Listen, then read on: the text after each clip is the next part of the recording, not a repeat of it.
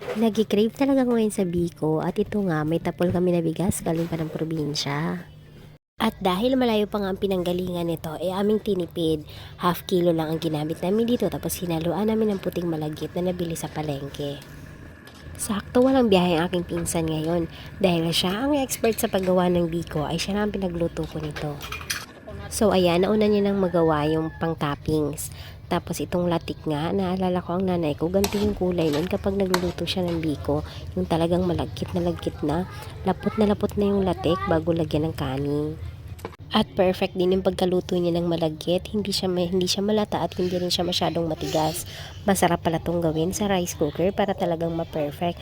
Yun nga lang, wala siyang nakadikit sa kanin o walang tutong. Yung kasi ang masarap sa biko, hindi ba? Pero di bali na, dito ko na lang siya sa kawali padidikitin. Tututungin natin siya dito sa kawali para ma-achieve yung kinikrave natin na medyo tutong na biko. Sa probinsya nga pala namin, tapol na malagkit ang tawag dito. Sa probinsya nyo, ano po ang tawag nyo sa bigas na to? Dito kasi sa Maynila, hindi ko rin alam kung ang tawag nila dito. At sa dami-dami ko na nga napuntahan dito sa Maynila, wala talaga akong nabili na ganito. Kaya kapag may umuwi ng probinsya, talagang ito ang pinapabili ko. Kasi paborito ko talaga to at namimiss ko lalo yung nanay ko pag naalala ko to. Naalala ko pa nga na nagpunta ng Baklaran ng pinsan ko, ang sabi niya may nakita daw siyang nagtitinda ng ganito. Kaya nagpabili naman ako 2 kilo. Excited ako magbiko. Kaya lang nung sinain ko, hindi pala siya malagkit. Parang black rice lang yata yung nabili niya. So ayun nga, pagkatapos nga namin mahalo yan maigi, itinakpan muna namin ng dahon at sinalang muna sa mahinang apoy ng siguro mga 30 minutes yun bago namin nilagyan ng toppings, tapos ready to serve na. Napakasarap. Walang madala oh. Talaga siya nadadala, patay ka ngayon sa puto na ron. Ilang bata at nagimig kalina. Sarap! Makikubig ka rin, ha? Mamanood ka Pabut ma. man ka oy. Ayaw niya nga, gusto niya siya mismo makakuha. Lagi punit.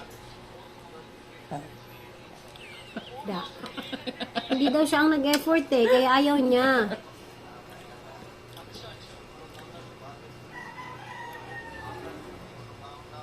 Puniton. Puniton. Gilugit. Mm. Before cooking.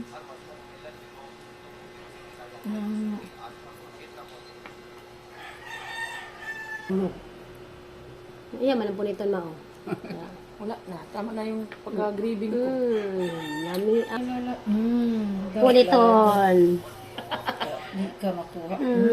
Cute kayo. Okay, guys. Yeah. Ayan na.